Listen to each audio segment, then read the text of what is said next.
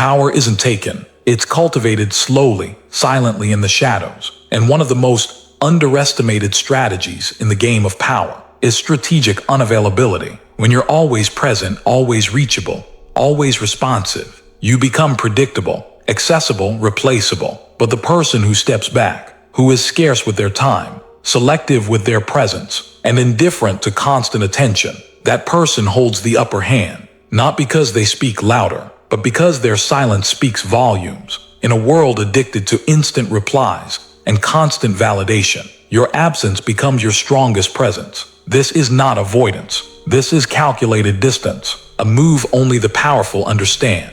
Be unavailable, not because you're weak, but because you've chosen to operate from a higher ground. Let me start by saying this. You don't need to be rude. You don't need to be cruel. You just need to stop being everywhere, all the time. Why? Because availability, constant, predictable, unquestioned availability, is the slowest form of self-erasure. You dissolve your presence until no one feels it. You blur your image until no one sees it. It starts small. A quick reply, a favor you didn't owe, a meeting you didn't need to attend, another yes when you wanted to say no. And every time you do this, you chip away at your value, not in money, not in skill, but in perception, which is what really controls power. Now understand this, perception is power. You don't need to be the most intelligent in the room. If people believe you are, you don't need to be the most powerful. If people treat you as if you are, but if you make yourself available like everyone else, they'll see you like everyone else. Let me tell you what powerful people do.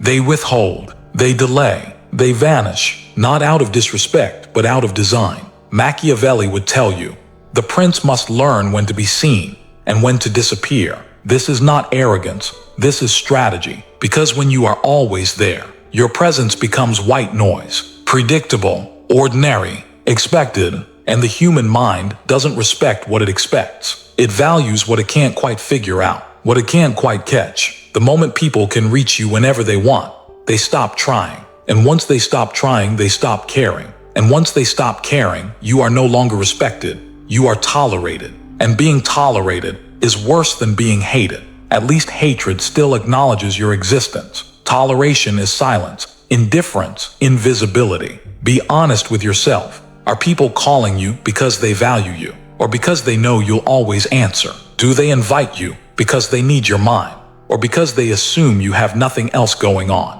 That's what availability does. It creates an illusion of emptiness. It signals desperation, and desperation stinks. You need to become the kind of person whose time is a mystery, whose presence feels like an event, not a given. You want to be the person who walks into a room and shifts the energy, not because you said something, but because you hadn't been seen in a while. Absence builds anticipation. Anticipation builds value. Value builds power. But let me warn you, when you first pull away, people will get confused. They'll think you're mad. They'll think you've changed. They'll accuse you of being cold. And they'll be right. You are colder now. Colder, sharper, harder to reach. Because you finally realize that warmth and availability, when handed out to everyone, turns into weakness. You don't need to disappear completely. You just need to become strategic with your presence. Start saying no when you feel the pressure to say yes. Start delaying responses when urgency is fake. Be the person who can't be summoned at will. Be the one who responds when it matters, not when it's convenient for others. And don't explain it.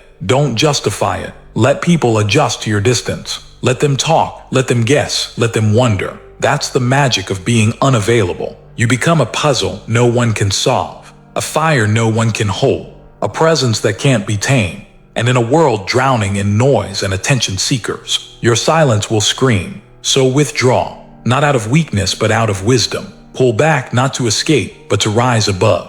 Because when you're not constantly in sight, you become worth searching for. And when you are worth searching for, you are worth respecting. You think you're being kind. You think you're being helpful. You think you're being loyal. But you're not. You're being consumed. One reply leads to another. One favor turns into expectation. One "I'm always here if you need me" becomes a cage you built yourself. Here's the truth. The moment you make yourself easily accessible to everyone, you are no longer valued by anyone. You become a public resource, a utility, and nothing about a utility is respected. Machiavelli knew this. Power is not just what you possess, it's what you withhold. It's what you force people to earn from you, because only what is earned is ever truly respected. Let me break this down for you. If people can text you at midnight, and you respond in 30 seconds, if someone needs your time, and you instantly rearrange your schedule to accommodate them, if you're always the one checking in, always the one showing up, always the one available, then you are not powerful. You are predictable, and predictability is the enemy of dominance. Let me ask you something. Would you value a treasure you could find on every corner? Would you respect a king who begs for attention? Would you fear a warrior who never walks away from the battlefield?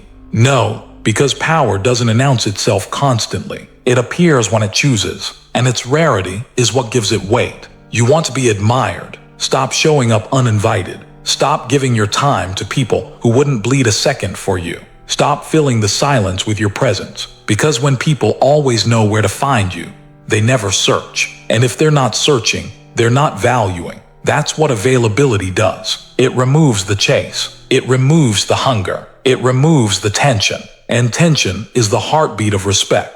Machiavelli would whisper in your ear, "A prince who is too easily reached is a prince soon forgotten." You don't rule by being everywhere. You rule by being rare. But you're scared, aren't you? Scared they'll leave. Scared they'll think you don't care. Scared they'll replace you. Let those who can't handle your silence remove themselves. Because the ones who remain, they respect the distance. They see you not as a tool, but as a force. Not as a convenience, but as a challenge. Understand this clearly. The more someone has access to you, the more they will take you for granted. Familiarity breeds contempt, and excessive presence kills prestige. You can be kind, but on your terms. You can be generous, but with a price. You can care, but only for those who have earned your presence. This is not cruelty. This is discipline. This is the boundary between a useful man and a used man. Start filtering. Not everyone gets your time. Not everyone gets your energy. Not everyone gets your mind. When you walk into a room, they should wonder where you've been. When your name shows up, it should feel like lightning in a calm sky. You want that reaction. Then stop flooding the world with your availability. Pull back. Go silent. Resurface when it counts. Because when your time becomes a privilege, so does your attention. And once your attention becomes rare, you control the room without speaking. Machiavelli never wrote about being liked. He wrote about being feared, respected, remembered. And no one respects what is always there. No one fears what is always accessible. No one remembers what is always talking. So train yourself. Let texts go unanswered. Let meetings happen without you. Let people wonder. Make them earn you. Make them wait. Make them question why you're quiet. And in that silence, build your legend. Because availability is the death of mystique. And mystique is the beginning of power. Absence is not weakness. Absence is not neglect. Absence is a weapon. In a world obsessed with presence, the smartest man disappears. You don't command attention by being everywhere. You command attention by not being where they expect you. By pulling back, going dark, stepping out of their orbit, and forcing them to feel your absence like a void that can't be filled. That's the paradox. The more available you are, the less your presence means. But the more they wonder where you are, what you're thinking, why you're silent, the more your presence becomes sacred. This is the psychology of power. People chase what they don't fully understand. People respect what they can't fully possess. People fear what they cannot predict. And you, if you are always online, always reactive, always explainable, you give them control. You must withdraw, not to escape, but to dominate silently. Consider the lion. He doesn't roar all day. He vanishes into the tall grass, unseen, unheard, unknown.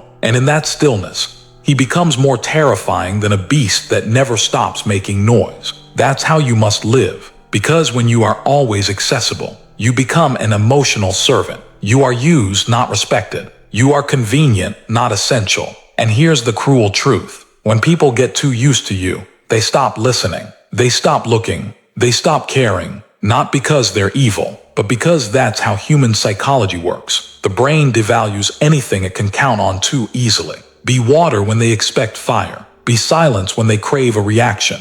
Be stillness when they try to provoke movement. You see, it's not about being antisocial. It's about being selectively social. Your attention must become a luxury. Your time must feel expensive. Your presence must be earned. Machiavelli would not tell you to hide forever. He would tell you to strike at unexpected moments. Your unpredictability is your power, and your absence makes your return unforgettable. So next time someone expects you to show up, delay. Next time someone demands a response, pause. Next time they call your name, stay silent just long enough for them to question everything. Why? Because in that void, they will imagine, they will project, they will fear, and that fear is more powerful than anything you could say. Absence makes them doubt themselves. Did I do something wrong? Why didn't he respond?